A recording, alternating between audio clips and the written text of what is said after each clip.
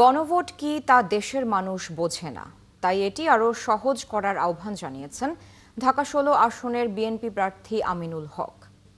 দুপুরে মিরপুরে স্বেচ্ছাসেবক দলের সমাবেশে তিনি আহ্বান জানান। আমিনুল হক বলেন, গণভোট নিয়ে জনগণের মধ্যে অনেক অস্পষ্টতা আছে। গণভোট সফল করতে হলে এ বিষয়ে ব্যাপক প্রচার জরুরি। তিনি আরও বলেন, ক্ষমতায় এলে বিএনপি বিরোধী মতের প্রতি শ্রদ্ধাশীল থাকবে, পাশাপাশি সবার পূর্ণ নাগরিক সুবিধা নিশ্চিত করবে।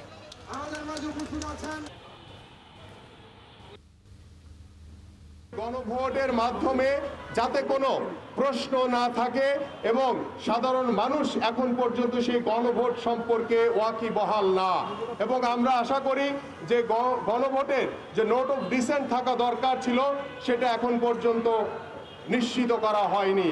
এবং আমরা বিশ্বাস করি এই গণভোটের মাধ্যমে আমরা যে বাংলাদেশের সংস্কার পরিপূর্ণভাবে করতে চাই, সেই গণভোটের মাধ্যমে আমরা পরিপূর্ণ সংস্কার করতে পারবো কিনা সেটা নিয়েও আমরা সন্দেহ পোষণ করছি।